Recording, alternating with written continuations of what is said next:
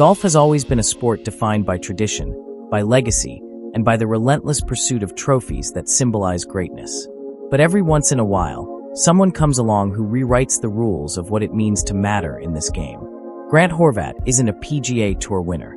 He's not a household name because of titles or records. He's a YouTuber, a creator, and to millions, he's become one of the most important voices in golf today. His story isn't just about a kid with a pretty swing.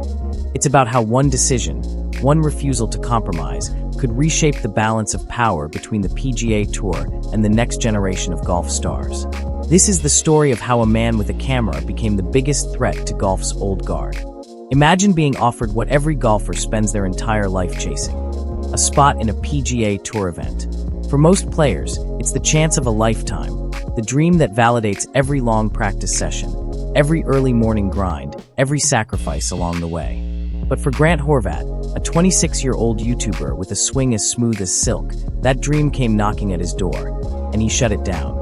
Not because he wasn't ready, and not because he was afraid of the competition.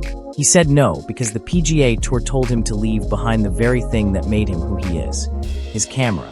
That decision alone, to walk away from the PGA Tour's Barracuda Championship, sent shockwaves through the golf world. Because Grant didn't just reject a tournament, he rejected the idea that legitimacy in golf has to come from the PGA. His story forces us to ask, in today's game, is prestige really about trophies, or is it about connection with millions of fans watching from their screens? Grant's story doesn't start under the bright lights of Augusta or Pebble Beach. It begins quietly in Michigan, where his father, Steve Horvat, was a golf professional. For years, golf was always there, but Grant never cared. He played football, chased the thrill of team sports, and even admitted that he once thought golf was boring. But when he was around 12 or 13, curiosity got the better of him. He finally told his dad he was ready to learn. From that moment forward, everything changed. Steve didn't just hand him a club and send him on his way. He broke the game down to its core: grip, stance, posture, balance. Together, they built a swing from scratch. What makes this so important is that Grant wasn't pushed into golf. He chose it late, on his own terms, and that foundation of independence would define his career. It wasn't about following the traditional route or fitting into the mold of golf's elite. It was about building something authentic, a theme that would reappear later in his biggest decisions. After high school, the Horvat family moved to Florida, and Grant enrolled at Palm Beach Atlantic University. There, he played 4 years of college golf, honing his game against solid competition. But unlike many of his teammates, Grant wasn't burning with the dream of turning pro.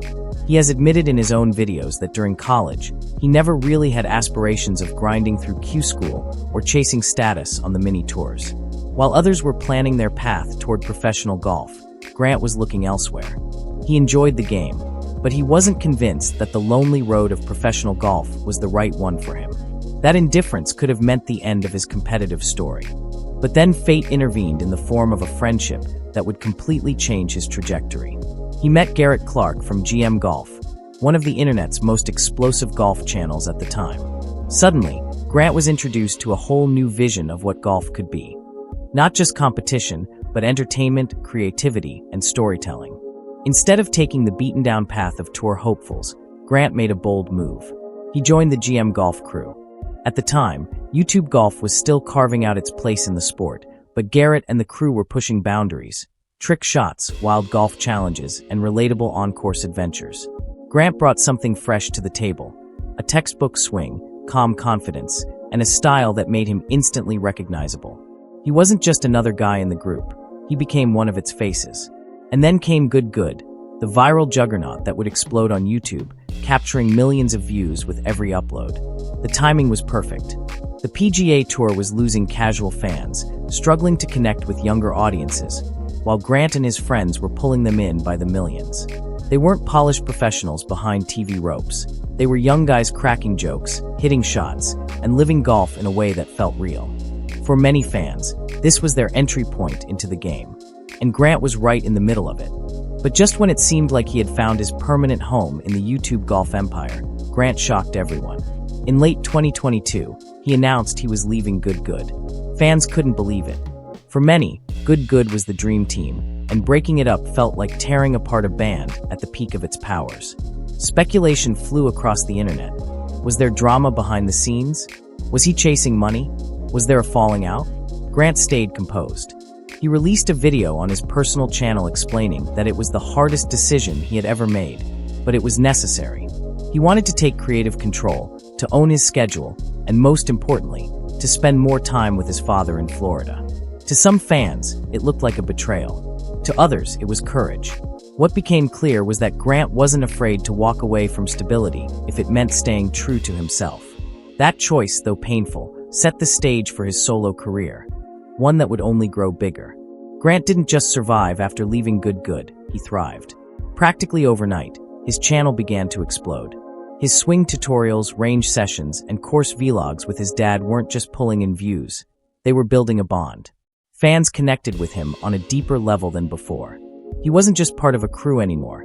He was a storyteller, opening up about pressure, burnout, and the mental side of golf. He shared victories, failures, and quiet moments. And because of that vulnerability, fans trusted him.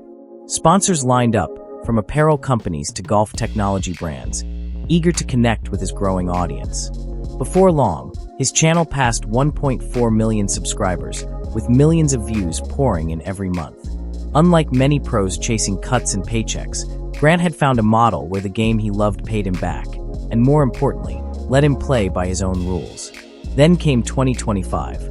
Out of nowhere, Grant received what many considered the ultimate validation: a sponsor's exemption into the PGA Tour's Barracuda Championship. On paper, it was the opportunity of a lifetime. The chance to test himself against the best, to compete inside the ropes of a tour event. Fans were ecstatic. This was the moment they thought he might bridge the gap between YouTube golf and professional golf.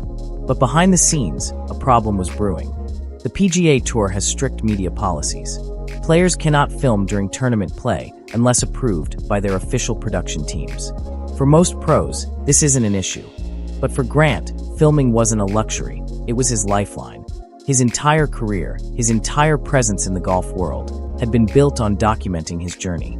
To leave the camera behind wasn't just an inconvenience. It was erasing the very reason he got the invite in the first place. If you're enjoying this story so far, make sure you subscribe to Golf Facts. We've got plenty more golf drama, history, and unbelievable moments coming your way, and you won't want to miss them. So Grant made a decision few could believe. He turned it down.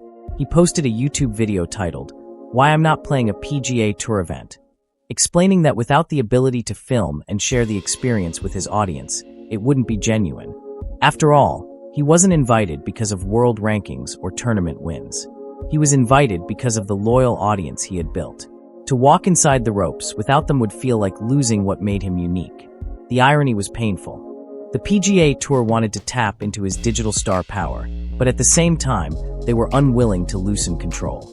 Fans flooded his video with support, pointing out how ridiculous it was that the PGA wanted him for his YouTube presence, but wouldn't allow him to actually use it. What should have been a celebration became a symbol of resistance. Grant wasn't going to sacrifice his identity just for the sake of old-school prestige.